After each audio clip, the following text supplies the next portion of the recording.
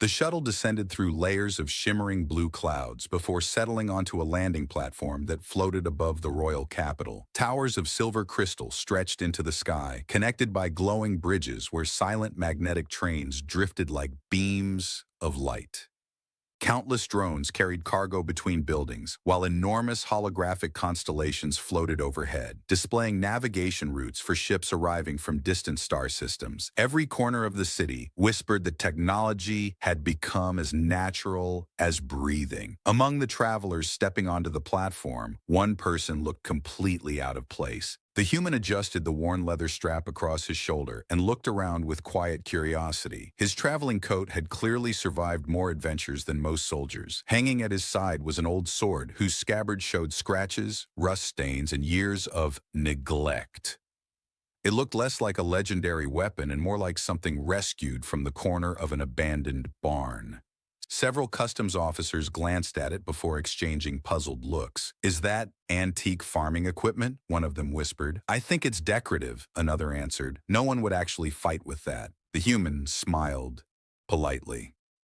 "I've heard worse reviews." After passing the security scanners, which strangely flickered for half a second when they examined the sword, he continued toward the royal district. The palace gates stood nearly 50 meters high, surrounded by armored guards whose polished silver armor reflected the city's artificial sunlight. They were members of the Royal Defense Corps, warriors famous throughout neighboring galaxies. Their energy rifles rested against their shoulders, while plasma blades hung proudly from their belts. The oldest guard noticed the sword first. He blinked, then laughed. The others followed immediately. One guard stepped forward, struggling to control himself. "Traveler, did you lose a battle with time?" Another pointed toward the sword. "I've seen museum displays in better condition." A younger guard grinned. "If you wait another century, the rust might evolve into armor." The group erupted into laughter. The human calmly rested one hand on the old handle. "I've been told she's sensitive." The guards looked at one another. "She? My sword." More laughter. One guard wiped tears from his eyes. "You named that pile of rust?" "I tried calling her Your Majesty once," the human replied. "She ignored me. We've had communication problems ever since." Even a few servants passing nearby failed to hide their smiles. The captain finally approached. Unlike the others, he didn't laugh immediately. His sharp eyes examined the weapon with military caution before amusement won the battle. "So," he said, folding his arms, "do you expect to enter the royal palace carrying that relic?" "I entered 3 spaceports already." Those inspectors clearly needed stronger eyesight. The human shrugged. "Or weaker opinions." Another wave of laughter echoed through the courtyard. Far above, on a marble balcony overlooking the entrance, someone had quietly stopped walking. Princess Lyra watched the unusual visitor in silence. Like the people of her world, she resembled a human woman, but her graceful long ears curved elegantly behind strands of silver hair that reached her waist. Her violet eyes followed every movement below with careful curiosity. She wore a flowing white ceremonial uniform woven with tiny threads that glowed like distant stars. She expected the traveler to become angry. Instead, he smiled as though the mockery entertained him. That alone interested her. Then something impossible happened. For less than a heartbeat, beneath the layers of rust covering the ancient blade, an impossibly thin blue line shimmered across the metal. Not reflected, not projected, alive. Before Lyra could blink, it vanished. The guards continued laughing, completely unaware. The human adjusted the old sword and looked toward the palace entrance with the calm expression of someone who had arrived exactly where he intended to be. Deep beneath the rust, unseen by every scanner in the kingdom, something ancient had quietly awakened. Morning sunlight reflected from the crystal towers, scattering thousands of tiny rainbows across the palace courtyard as workers prepared for the annual Royal Arms exhibition. Floating platforms carried weapon racks through the air, while maintenance drones polished combat arenas surrounded by transparent energy barriers. Representatives from dozens of star systems had gathered to witness the kingdom's finest military technology, and the atmosphere buzzed with anticipation. The human remained exactly where the guards had left him. He leaned comfortably against a marble column, quietly eating a piece of dried fruit. One of the younger guards walked past and stared. "You're still here? You told me not to move." "I was being sarcastic." "I wasn't." The guard sighed. "I don't know whether you're brave or impossible." "I've heard both." Several nearby guards chuckled despite themselves. The captain approached with a more serious expression than before. The Royal Arms exhibition begins shortly. Every visitor carrying a weapon must register it. The human nodded. I have one. The captain looked around dramatically. Where? The courtyard exploded with laughter again. The human slowly tapped the old sword hanging at his side. Oh, that decoration. It has excellent manners. The captain shook his head. I've decided something. Congratulations. You'll participate in today's demonstration. The human blinked. I don't remember volunteering. You don't need to. I'm beginning to understand royal hospitality. Before the captain could answer, every guard immediately straightened. Princess Lyra entered the courtyard. She moved with effortless grace, her long silver hair flowing behind her as though the air itself respected her presence. Her elegant long ears framed a face that carried equal measures of intelligence and quiet curiosity. The blue gemstones woven into her white ceremonial uniform shimmered with faint cosmic light generated by microscopic energy cells hidden inside the fabric. Unlike the guards, she showed no amusement when looking at the rusty sword, only interest. So, she said, stopping a few steps away, you're the traveler everyone is laughing about. The human offered a respectful nod. I hope my reputation arrived before I did. It certainly did. And, she smiled faintly, I expected someone louder. I saved my energy for climbing stairs. For the first time that morning, Lyra laughed. Not loudly, genuinely. Several guards exchanged surprised glances. The princess circled him slowly, studying the weathered blade without reaching for it. May I ask how old your sword is? I stopped counting. 100 years? Older? 500? Older. She folded her arms. 1,000? I remember when 1,000 sounded impressive. She raised an eyebrow. You're impossible. I've been professionally impossible for years. Even the captain fought to suppress a smile. Before Lyra could continue, enormous holographic screens ignited above the arena. A calm synthetic voice echoed across the capital. Royal Arms exhibition commencing in 5 minutes. Demonstration sequence uploaded. Combat safety fields online. Dozens of advanced weapons were carried into the arena. Plasma sabers hummed with contained stars. Gravity hammers distorted the air around them. Photon spears left glowing trails despite remaining perfectly still. Beside them, the human's rusty sword looked almost embarrassing. A nearby engineer scanned every weapon entering the field. One after another, glowing reports appeared. Stable, stable, stable. Then he scanned the old sword. The machine emitted 3 confused beeps, its display filled with symbols before freezing completely. The engineer frowned. That's odd. He rebooted it. The same result. A second scanner produced identical errors. A third shut itself down entirely. The captain crossed his arm.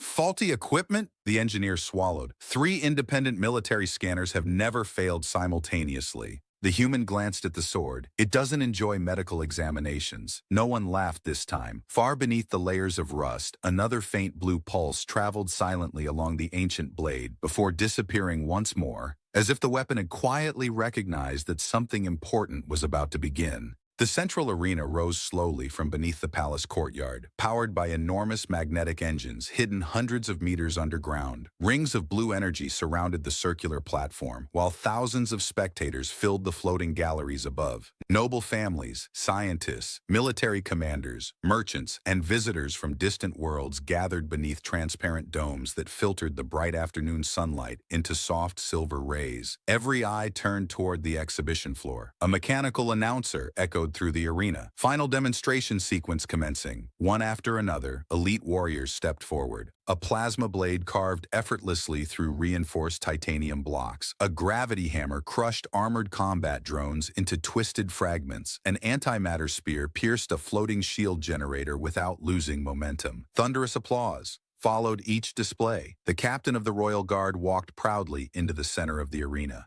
His silver armor gleamed beneath the lights as servants rolled forward a massive black pedestal protected by 6 hovering security drones. The crowd grew silent. The announcer's voice lowered dramatically, presenting the Empire's strongest defensive achievement. The covering dissolved. Standing on the pedestal was a full suit of brilliant white combat armor. Its smooth surface shimmered with microscopic force fields that bent light around it. Streams of tiny energy particles flowed across every plate, continuously repairing even the smallest imperfections. The captain raised his voice. This armor has survived orbital rail cannons. A hologram displayed the proof. Another appeared. It has resisted antimatter detonations. Cheers erupted.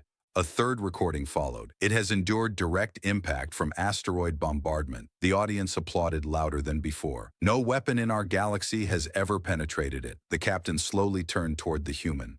Would you care to test your antique? Soft laughter spread through the audience. The human scratched the back of his neck. Are you sure? The captain smiled confidently. I've never been more certain. Princess Lyra watched quietly from the royal balcony. Something in the human's expression had changed. He no longer looked amused. He looked concerned. He approached the armor slowly. For a long moment, he simply stood there, resting one hand on the worn handle of the rusty sword. Then he sighed. I really don't want anyone blaming me afterward. One guard laughed loudly. If that sword scratches the paint, we'll forgive you 190.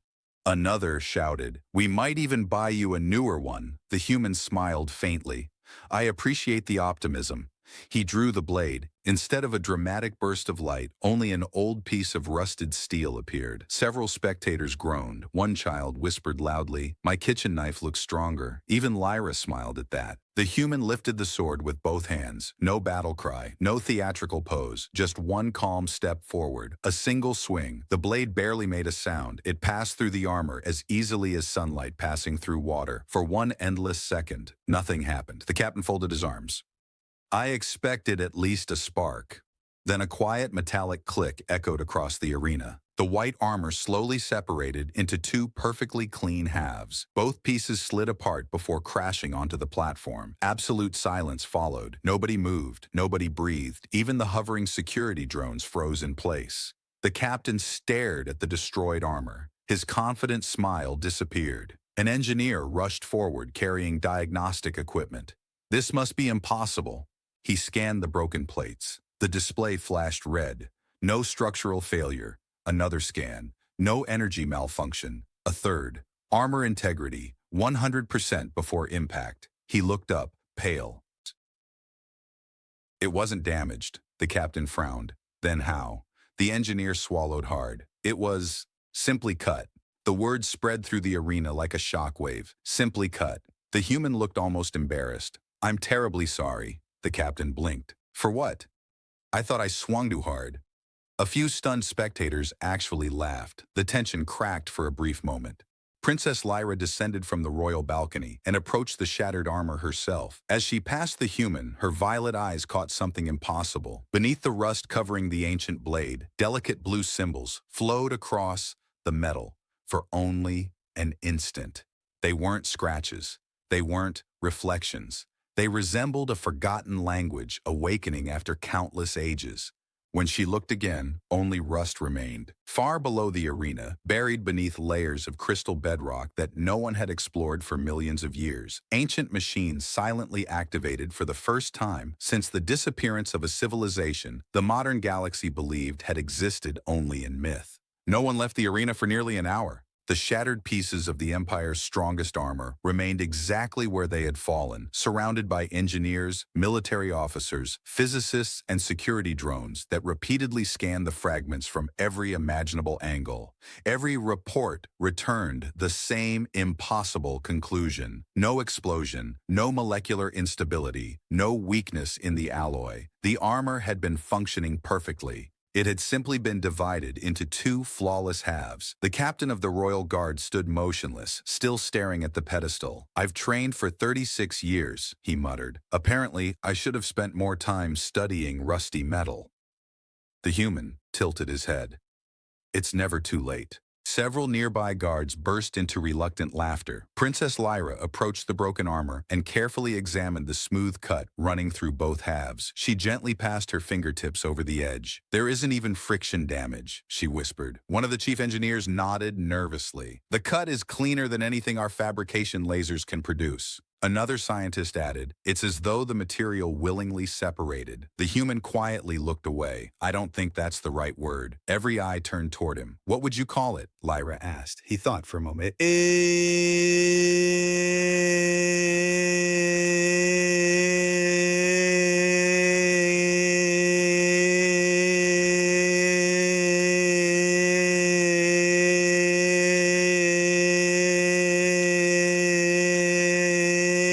answer settled over the group like a strange silence. Within the hour, the sword and its owner were escorted into the Royal Historical Institute, a massive circular complex beneath the palace, where artifacts from thousands of civilizations were preserved. Floating shelves stretched upward beyond sight, carrying ancient star maps, crystalline memory cores, and relics recovered from planets swallowed by black holes long ago. Professor Senor, the oldest historian in the kingdom, hurried into the examination chamber. His white hair floated slightly because he had forgotten to switch off his anti-gravity boots. He took 3 hurried steps, rose gently into the air,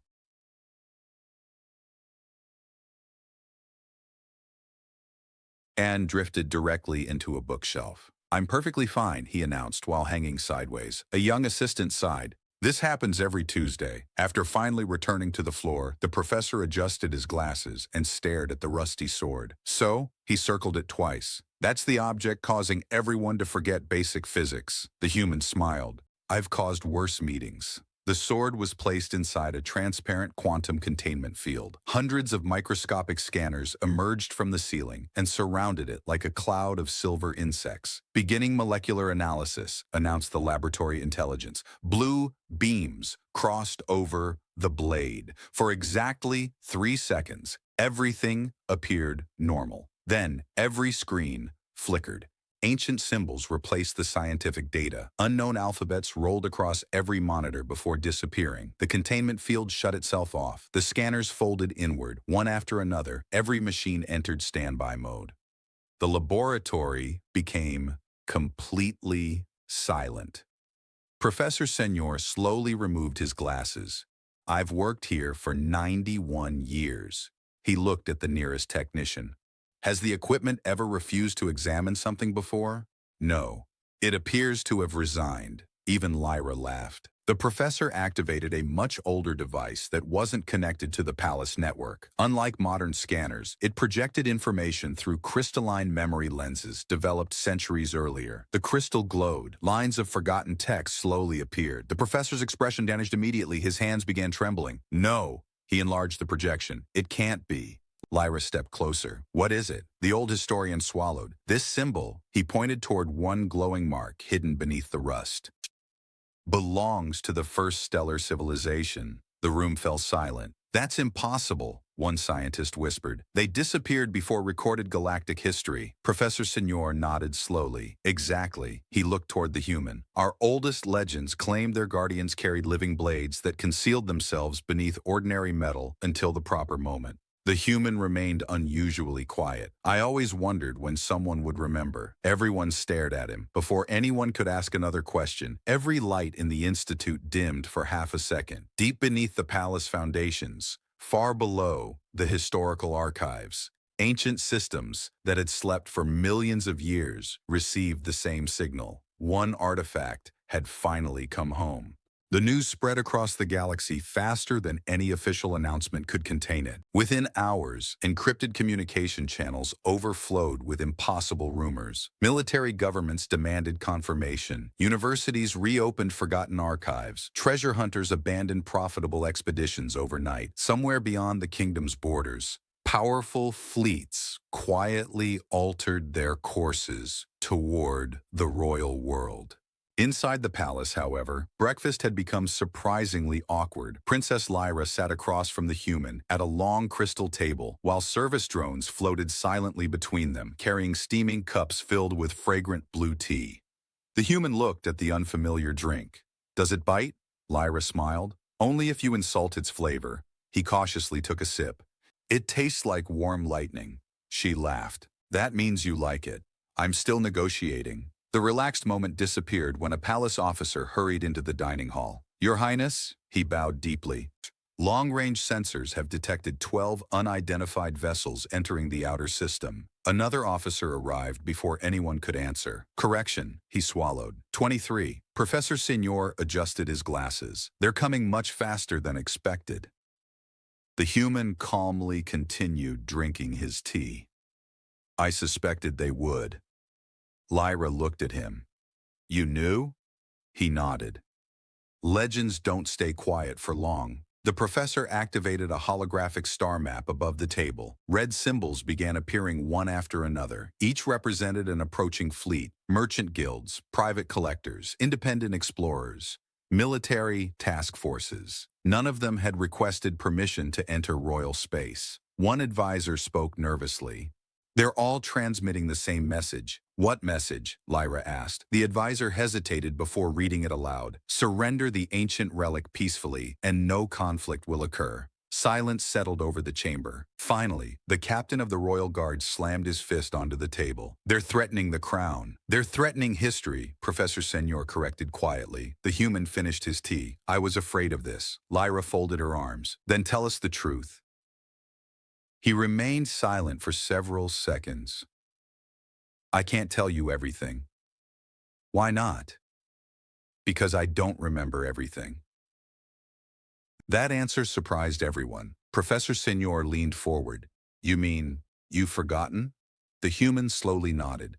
"I've carried this sword for many years." He rested one hand on the worn scabbard. "But every time I try to remember where it truly came from." He closed his eyes briefly. "It's like walking into a locked room." No one spoke. The sword suddenly emitted a faint blue pulse. Not bright enough to alarm anyone, just enough for Lyra to notice. For an instant, she saw tiny glowing symbols beneath the rust. Then they vanished again, almost as if the weapon were listening. Later that afternoon, Lyra insisted on escorting the human through the palace gardens, while security patrols doubled around every entrance. Floating flowers drifted through artificial gravity currents, and tiny robotic birds carried glowing pollen between silver trees. The human paused beside one of the mechanical birds. "It looks expensive." "It is." "It stole my biscuit." The bird flew away, holding the last piece of bread. Lyra stared. "It actually did. I told you." For the first time that stressful day, she laughed without restraint. Even two nearby guards smiled. Then every emergency beacon across the palace activated simultaneously. Scarlet light flooded the gardens. An artificial voice echoed through every corridor. "Warning. Unauthorized quantum signature detected beneath the royal palace." Professor Senor's voice came through Lyra's communicator moments later. "Princess," his breathing sounded uneven. "You must come immediately." "What happened?" "The underground sensors." He paused. "They've discovered an enormous structure buried beneath the palace." Lyra exchanged a glance with the human. Professor Senor continued. "It wasn't there yesterday." The human quietly looked toward the ground beneath his feet. "It was." Everyone stared at him. It simply wasn't awake. Within minutes, the deepest levels beneath the palace were transformed into a bustling excavation site. Engineers deployed floating survey drones that projected three-dimensional maps directly into the air. Heavy drilling machines arrived, but remained unused after every scan reported the same impossible conclusion. There was no stone, no soil, no buried ruins. Beneath the palace rested a perfectly smooth shell of unknown material, nearly 5 kilometers wide. "It's like the city was built on top of it," one engineer whispered. Professor Senor adjusted his glasses and stared at the hologram. "No." He slowly shook his head. "I believe the palace was built because of it." Princess Lyra stood beside the human, studying the enormous projection. Her elegant long ears twitched slightly as another series of scans rippled across the hidden structure. Every result ended the same way. Material classification unknown. Estimated age. Calculation failed. Energy signature. Older than measurable calibration standards. The chief engineer rubbed both temples. "I officially dislike this machine." "Because it's broken?" Lyra asked. "No," he sighed. "Because it keeps reminding me that everything I learned at the academy appears to be wrong." The human couldn't help smiling. "It happens. Often? More than people admit." The captain of the Royal Guard arrived wearing full combat armor. "The Outer Defense Fleet reports 31 foreign ships holding position beyond orbital range." Professor Senor frowned. "They're waiting." "For what?" The old historian slowly looked toward the rusty sword. "For this place to open." The words settled over the chamber. Without another warning, the blade emitted a soft blue glow. Unlike the earlier flashes, the light remained. Tiny symbols emerged beneath the rust and flowed across the surface like living streams. The room lights dimmed. Every electronic display shut off simultaneously. Even the hovering drones gently landed on the floor, as though instructed by an invisible command. A low vibration echoed beneath everyone's feet, not violent, rhythmic, almost like a heartbeat. The floor at the center of the chamber separated into 6 perfectly shaped circles. No grinding gears, no mechanical noise. The stones simply moved aside. A spiral staircase descended into brilliant blue light. Cold air drifted upward, carrying a scent unlike anything anyone recognized. Fresh, ancient, almost electrical. One nervous soldier looked down the staircase. "I vote we pretend we didn't see this." Another nodded immediately. "I support that plan." The human stepped forward. "Unfortunately." He glanced at the glowing sword. "I don't think pretending will work." Princess Lyra activated a compact light projector attached to her wrist. "I'm coming." The captain immediately objected. "Absolutely not." She turned toward him. "This is my kingdom. It's also potentially the most dangerous place in the galaxy." She smiled slightly. "That's why I shouldn't send someone else first." The captain sighed with complete defeat. "I practiced that argument all morning." Professor Senor joined them, carrying an old crystalline data recorder. "If this truly belongs to the first stellar civilization," he swallowed nervously, "history itself is waiting downstairs." The group carefully descended. The staircase continued far deeper than anyone expected. Hundreds of meters passed, then thousands. The walls gradually changed from ordinary stone into smooth metallic surfaces covered with faint blue patterns. None showed dust. None showed corrosion. It looked as though everything had been cleaned only hours earlier. Finally, the staircase ended. The group stepped into an enormous underground city. Towering buildings stretched into darkness beneath an artificial sky, glowing with soft silver light. Crystal rivers flowed silently between avenues lined with strange trees whose transparent leaves shimmered like glass. No wind, no insects, only silence. The human slowly looked around. "I remember." Everyone immediately turned toward him. "You do?" Lyra asked. He frowned. Not clearly. He placed one hand against his forehead. "I remember walking here." His breathing slowed. "I wasn't alone."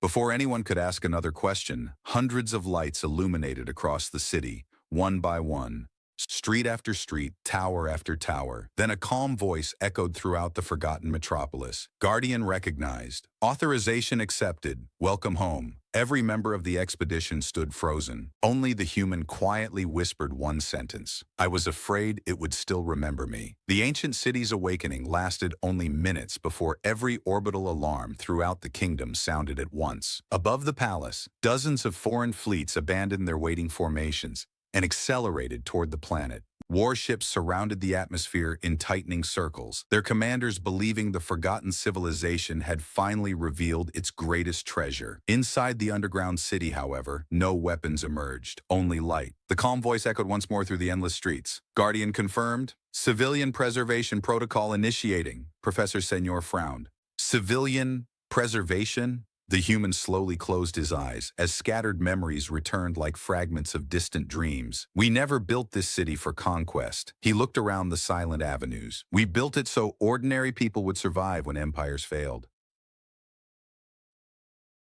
Princess Lyra watched him carefully. "Your memories. They're returning.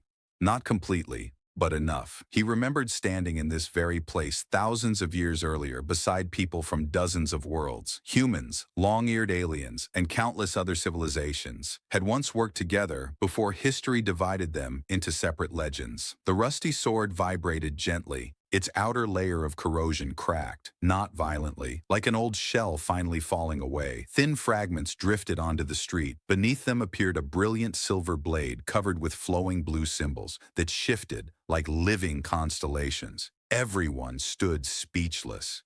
"It was never rust," Professor Senor whispered. The human smiled faintly. "It was camouflage.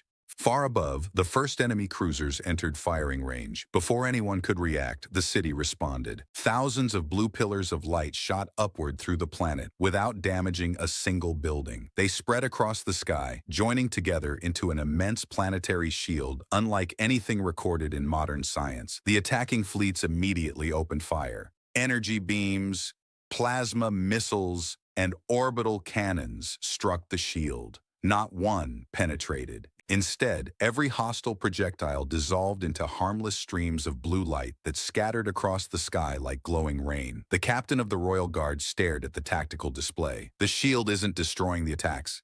Professor Senor looked astonished. It's absorbing them, the ancient voice calmly explained. Life protected. Hostility neutralized. No unnecessary casualties authorized.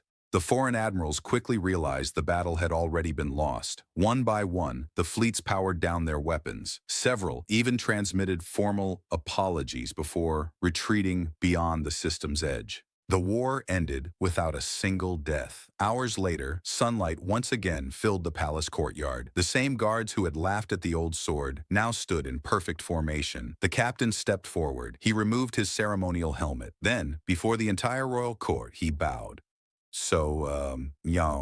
He smiled awkwardly. No, about the farming tool. The human laughed. I've heard worse descriptions. The captain extended his hand. I judged a warrior by appearances, and I judged your jokes. Were they terrible? They improved slightly. Even the captain laughed. Princess Lyra approached carrying a newly crafted royal scabbard, forged from crystal alloy. The human gently shook his head. I appreciate it, but this sword has chosen its own home. He slid the restored blade back into its battered old scabbard. Several nobles blinked in confusion. You kept the old one? Lyra asked. He smiled. It reminds me never to mistake age for weakness. Professor Senor carefully closed the first volume of what would become the official history of the forgotten civilization. Today, he said quietly, we stopped worshipping legends. We finally understood them. As evening settled over the capital, children gathered near the palace gates hoping to meet the famous human whose rusty sword had changed history. One little boy looked at the worn scabbard and asked innocently, Mister, do you own any other broken things? The human pretended to think very seriously. My cooking pan. Is it magical too? No, he sighed dramatically. It burns breakfast with remarkable consistency. And the children burst into laughter when Princess Lyra laughed with them, her silver hair glowing beneath the stars, while her graceful long ears caught the evening breeze. For the first time since arriving, the human no longer felt like a traveler passing through another world. He had recovered more than forgotten memories. He had rediscovered a purpose. And in a kingdom where people had once laughed at a rusty sword, they had all learned that the greatest strength is often hidden beneath the most ordinary appearance. The stars above the palace shone a little brighter, as though an ancient civilization, finally remembered, was quietly smiling across the galaxy.